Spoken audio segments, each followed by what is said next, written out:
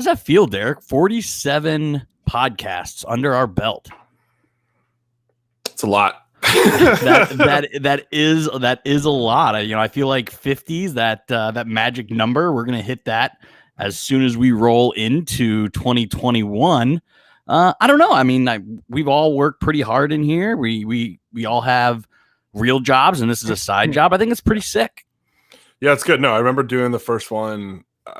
So like horror stories of the first one we did at Drew's house. Recorded it. We did it. We started off a little ambitious. We did like video locally recorded on our own camera, and then it was like editing and rendering, and we're trying to tie in 2 different audio sources. Just all the dumb shit that we've learned along the way.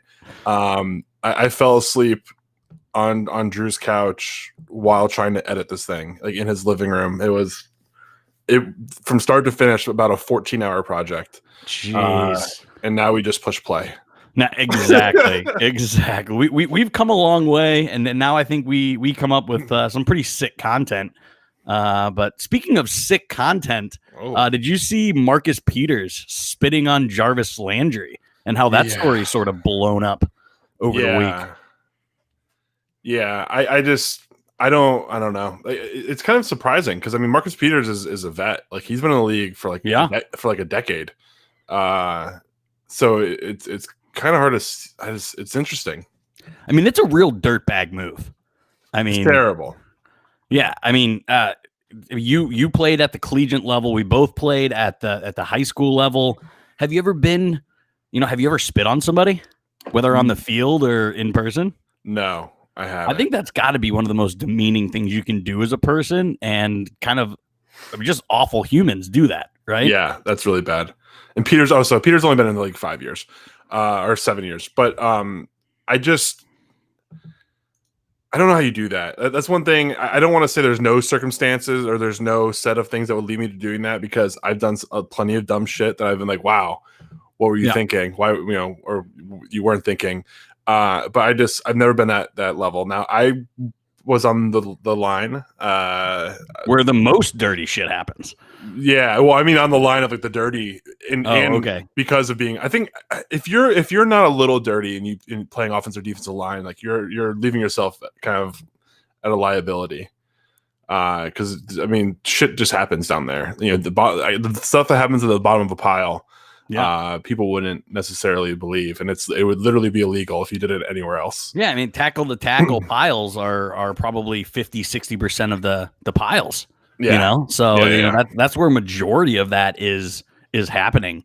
So there's just no place for that. I think bodily fluids is kind of where I draw the line. Like that's just it's gross, especially with everything going on right now. Like, what the fuck are you thinking? Right? I mean, like, not that there's ever a good time, but just like how Corona gets spread. It's an especially bad time right now. Exactly. So I don't get it, man. Yeah, no, I don't get it either. I mean, it's an ultimate scumbag move, which got me thinking of a topic that we haven't done here before on the Sports Memery, and that is, kind of before we get into the players, is there any team in mind that you have that is just like you think of that team and you just think dirty? Because I have one, but I'm obviously biased. As a team, not really. No, not for me. For me, it's the Bengals. Okay. They Burfict has knocked out Le'Veon Bell and Antonio Brown to miss playoff games. Yeah, but I don't even think of like him with the Bengals anymore. Like, I mean, it's how long he hasn't been in Cincinnati for like 5 years. Yeah, that organization's turned over twice since then. Yeah, it was the 2016 playoffs that happened. Oh, okay. So 4 years. So yeah, 3 years. But I mean, it just always seems like I hate playing the Bengals. Not because I think we're going to lose, but just because they just seem to always like, and I don't know if it's because they need a chip on their shoulder or it's an extra edge, but I'm just always nervous to play the Bengals because of something cheap that's going to happen. For me, I'm surprised you didn't say, being a Patriots fan, you didn't say the Jets or any other team. Is that just because the Patriots are so superior? Yeah, it's been those games have been pretty tame, pretty boring. I mean, we're gonna drop a game to Miami every other year. The Jets, I mean, the Jets were competitive for like 2 seasons when Rex Ryan and Sanchez first started and kind of, found lightning in a bottle, and then that quickly dissipated. Yeah. And the Bills are just, it's hard football. It's a rivalry game, but no one jumps out to me in those games as dirty. See, there's some questionable shit that always happens in Ravens games. I feel like I think John Harbaugh's a scumbag. Yeah. I hate John Harbaugh. That makes 2 of us. He's a great coach, but he's a piece of shit. Yeah, absolutely whiny bitch piece of shit. Yeah. No, what about the Saints? Do you think the Saints get a stigma from Bountygate? Or do you think that's, again, because that's happened a long time ago. Do you think that's I'll worn tell you off what, as far as league investigations and punishments and I feel like the Saints have gone off so easy for Bountygate. Oh yeah. Very rarely do people talk about it anymore. I would say the average fan doesn't even know it happened. Yeah. The average fan of a different team probably doesn't even know it happened. It's Greg Williams was until last week still coaching. Mm-hmm. It's just Sean Payton got a year away and back with the same organization. They got off super easy. Yeah, I agree with you. I was again doing some research for this. I didn't find any Saints players, no mention of Bountygate. Like the Saints, you couldn't even find as like a dirty team. And I was like, they're probably the most dirty team of all time. If you have a pay for injure play plan or system, yeah, I mean, do you go hard and hit people in a way that would hurt them, and you know that you want to hit them that hard, and if they get hurt, they get hurt? Yes, of course. I after if it's a minor injury, like you get some level of enjoyment if you're wired a certain way. Again, offensive defensive line it's a different thing. You play as hard as you can, and you take whatever shots you can within the rules. Yeah. Sometimes that bleeds, and so it can be a fine line. But as far as like intentionally trying to injure people, trying to like gator roll people's ankles and shit like that, like there's just no place for that. Yes. Again, speaking high school football, but I was a gunner on both the kickoff team and the punt team. I was looking to lay people out, whether my job was to clear out a blocker on a kick team or if it was to annihilate the returner. But it was not with the intent to injure, right? Like that. Yeah, that I mean, if I hit a guy and he breaks his arm, or something like that, or whatever like that, right? He'll be fine. But like purposely trying to cause soft tissue damage to like knees and joints and shit like that, like that's disgusting. And that was the bones of Bountygate. Yeah, like they're trying to roll and tear up ankles and knees. Yeah, basically. Yeah, no, I mean, things that are coming out with concussions and just it's awful. And they probably got off worse. Everyone always talks about the Patriots and Bill Belichick cheating. Bountygate is on another level to that. And people won't let you forget, because they shouldn't, about the Patriot stuff. But Bountygate was so much worse. So much worse as an organization. Yeah, I agree 100%. As far as this kind of the sanctity of the game, the Patriot stuff they've done some stuff that they've deserved the league repercussions that they've faced more times than not. I still think Deflategate's kind of bullshit. I think it's just they knowingly took advantage of fucking science. Literally, ideal gas laws. I mean, if anybody's driven a car in the north, they know your air pressure changes in temperature. Right. It's a fundamental thing. So do I think that Tom Brady intentionally had them inflate it to the bottom limit of the legal limit, knowing that indoors that's legal, outdoors he'd gain an advantage that he liked? Of course he did. But that's gamesmanship, that's bending rules, that's playing it's like all the formational stuff that Bill Belichick does. And they have an emergency committee meeting for there's the committee that decides rules and I know what you're talking about. I don't know the fair, name of it. Yeah, some fair play or whatever something. And they go and they close loopholes that Bill Belichick exploits. But they are existing loopholes, and they're legal at the time he does them. Vrabel's great at that too. I mean, he learned that exactly. Was there too many men that he took? Yeah, and just milked off seconds and seconds and won a game off it. Exactly. Yep. So that stuff, I think there's a place. I think that's gamesmanship. It happens in baseball all the time. The way you try to gain advantages. Same thing in hockey. You knowingly do something that's not necessarily in the spirit of the rule to gain an advantage, but to full out try to injure people for profit is unbelievable. Yeah, so let's shift from organization to individual players. Who are some players to you that you immediately think of, not named Vontaze Burfict, because he's number one for me. Yeah, he's the easiest one, especially because he's like the most recent. But I mean, Albert Hainsworth had that really bad play. Yeah, that with one's Mike Vick. Was that Mike Vick that he did it to? No, I think it was Giroux, the center for the Cowboys. Yeah, it was the stomp. He cleated his face. Oh yeah. I'm thinking of Ndamukong Suh, another dirty. Ndamukong Suh had like 2 or 3 of those where he's like, "Oh, it was an accidental stomping on him." And I'm like, no, bad. Ndamukong Suh is bad. Bill Romanowski is terrible. Yep. As far as dirty guys, kind of an older one. And then again, you get into like the mystique of what really happened in football in the 70s. I don't feel like anybody really knows. No, you get these secondhand stories, and it's like, oh, Jack Lambert was one of the toughest guys ever. I'm like, Jack Lambert weighed 225 pounds. Yeah.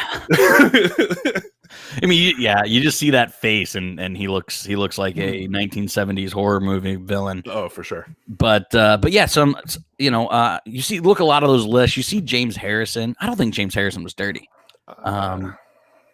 I think he's kind of a borderline. He's a guy that would he would hit people a little late. He was one of those guys. I mean, and I understand it. I mean, I was notorious. Like if that when the plays there's like it piles up and like the forward puckers are stopped, everybody's kind of piled around.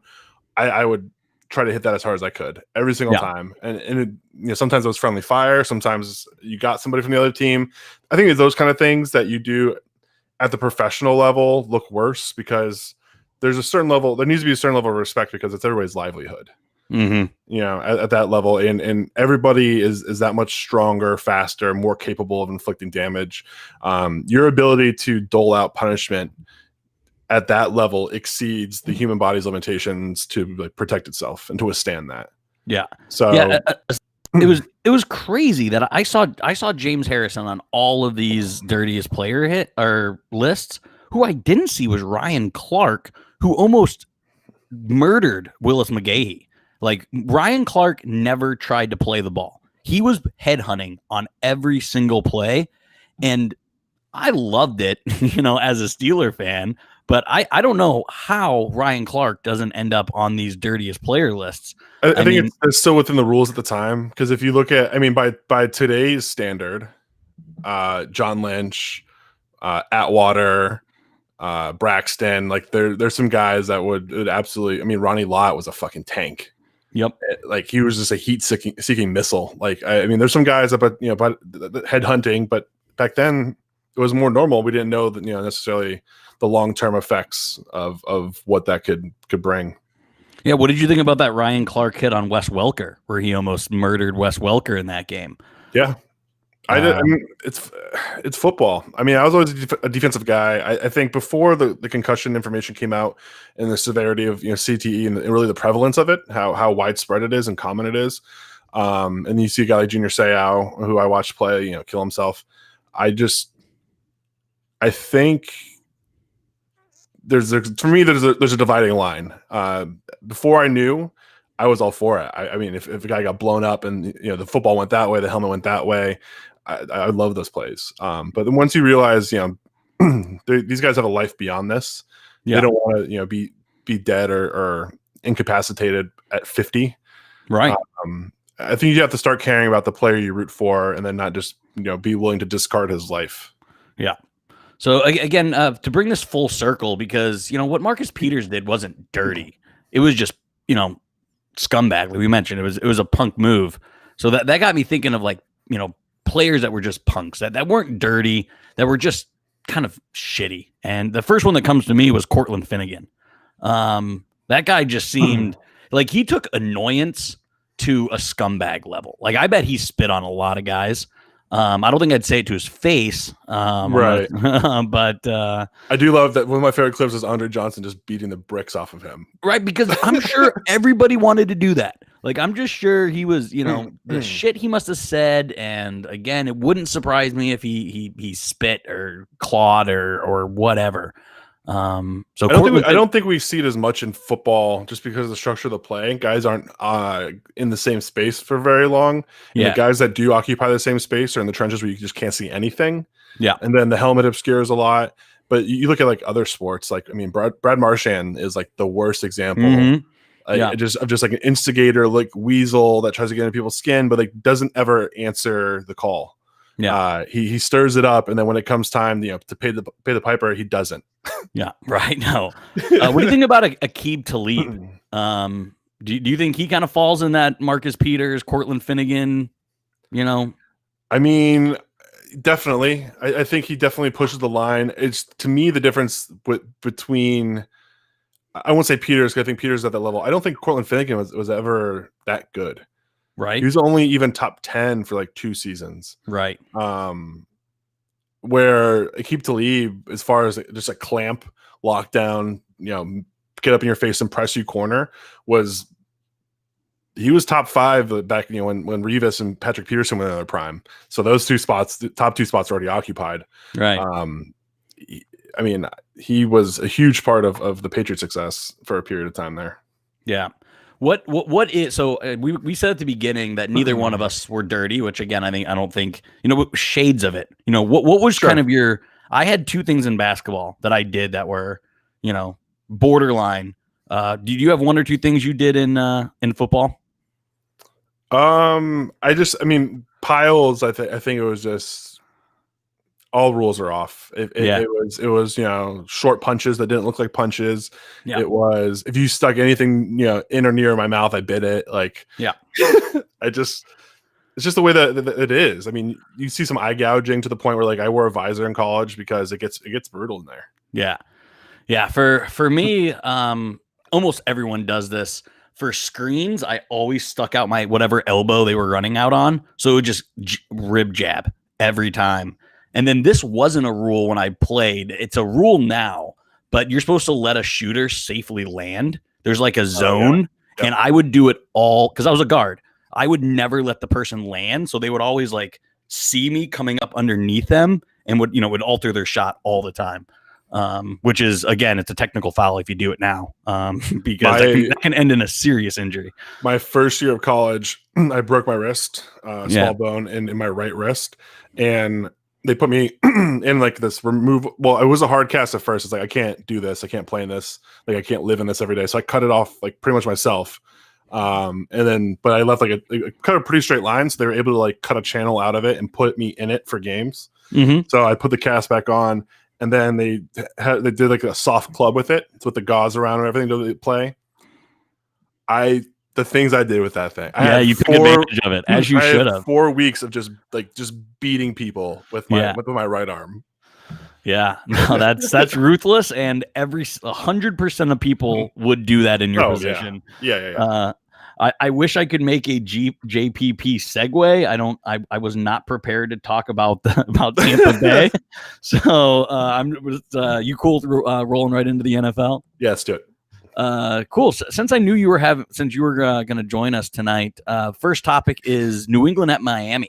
Which New England is your team. Yep. Must win for Miami because they won't get in at 9-7. 10 wins is pretty much the bar to get in. Even with that extra spot, I haven't really been paying attention. I'll be honest. Yeah. So I think this game has huge implications for you because not only has Miami been your darling team, but New England is your go-to team. So what's your feeling on this game going into Week 15? It's hard because Miami's the better team. On paper, not a doubt in my mind, they're absolutely the better team from a personnel standpoint. New England they were I think they were probably a playoff team had everybody played this year, but they did not have enough talent to withstand losing a third of their starters. I just think Miami's a better team, and Flores knows them well. I think they win, especially because they have to. But at the same time, New England's beat a couple teams in recent weeks that are better than them. I think Baltimore's a better team than them. I think Arizona's a better team than them, with playoff aspirations both. And they pulled it out against both. I do like the over here. You do? Interesting.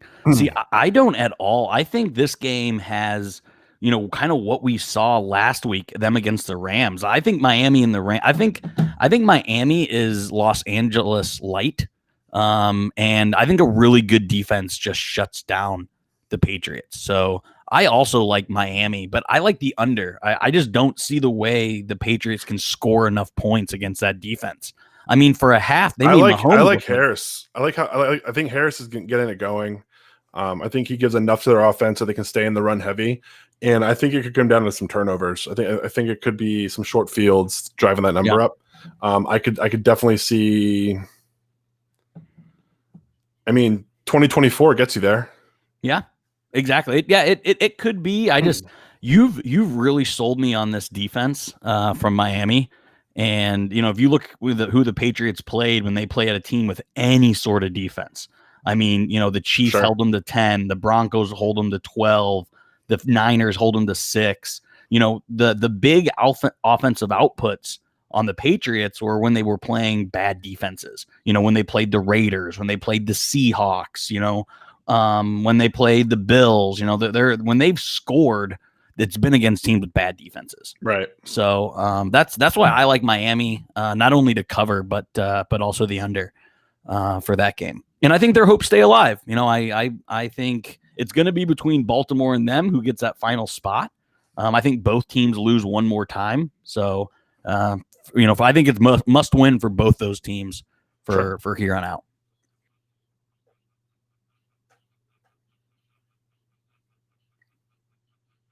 Oh.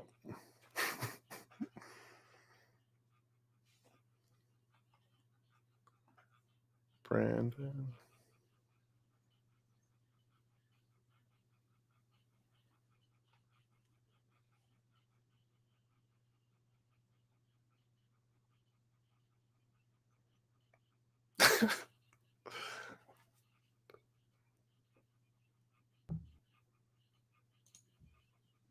There we go. Yeah, we're gonna have to edit that out. We have another Zoom call going on right now in the house, so we are sharing limited bandwidth at 8 p.m.